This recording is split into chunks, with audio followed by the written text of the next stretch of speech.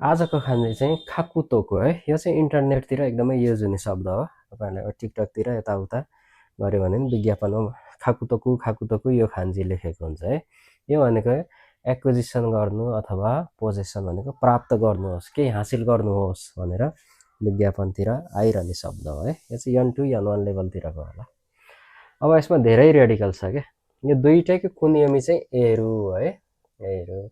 यो माथि माथि गएपछि के हुन्छ भने दुईटै उस्तै अर्थ दिने शब्दहरू मिलेर, खान्जीहरू मिलेर एउटा स्ट्रङ र क्लियर शब्द बनेको हुन्छ क्या, बलियो शब्द बनाएको हुन्छ क्या। प्रायः त्यस्तो हुन्छ माथि माथि गएपछि चाहिँ है। तर उस्तै दिने हुन्छ। अब यो यसमा रेडिकल्स धेरै छ है। जति माथि गयो त्यति रेडिकल्स धेरै हुँदै जाने त अनि हैन। यो एकमा के छ त यो भनेको वाइल्ड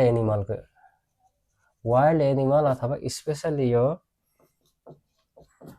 फक्सको रेडिकल हो क्या, जङ्गली जनावर के बिस्टको के।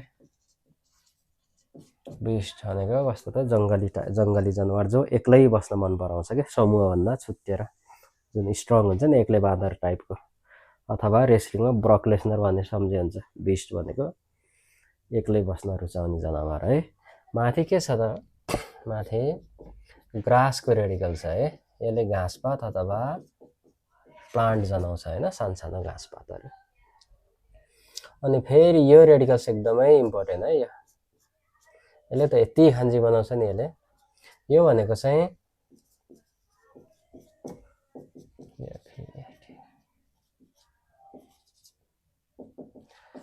छोटो पखेटा भएको बर्ड के, सर्ट फेदर लेग भन्छ। बर्डको लागि त अर्कै खान्जी छ हैन, तर यो चाहिँ रेडिकल्स हो है। यो खान्जी हैन, रेडिकल्स हो, एकदमै युज हुने रेडिकल्स हो। यसले चाहिँ छोटो पखेटावाला चरा भन्ने अर्थ दिन्छ है।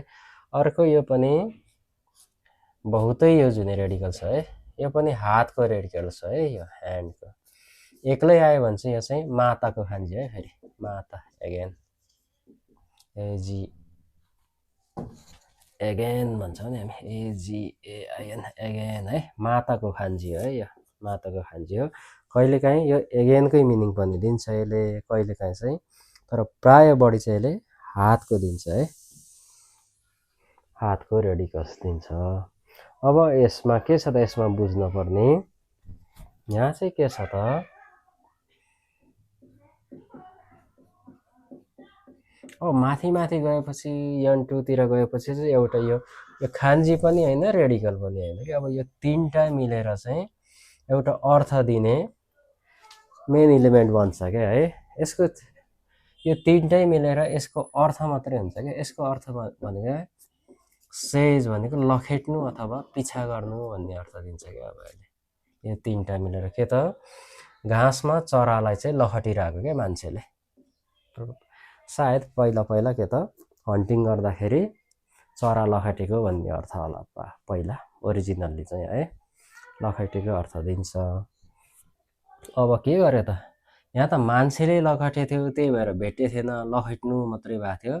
अब यसमा के गर्यो त, जनावरले लखेट्यो क्या। अब स्याल बसो ससोले लखेट्यो, त्यही भएर के त उसले चाहिँ भेट्टायो क्या।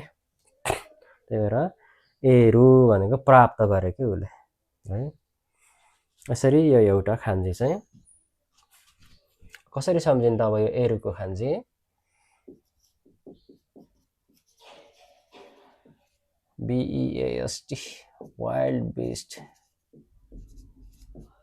says the bird in grass and get भनेर के त, वाइल्ड बिस्टले चाहिँ त्यो चरालाई घाँसमा लखेटेर उसले भेट्टायो क्या। गेट हर भनेको गेट अथवा एक्विजिसन, गेन जे भने नि हुन्छ, पायो हैन।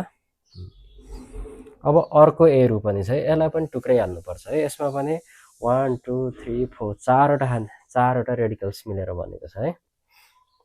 यहाँ पनि एकदमै इम्पोर्टेन्ट रेडिकल्सहरू छ।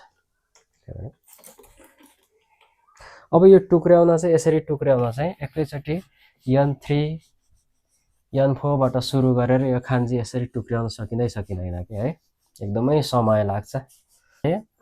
यन 5 देखि नै सुरु गर्नुपर्छ के यसरी खान्जी टुक्र्याउनलाई है यन 5 देखि नै टुक्र्याउँदै यसरी बुझ्दै गयो भने चाहिँ यन 2 सम्म एकदमै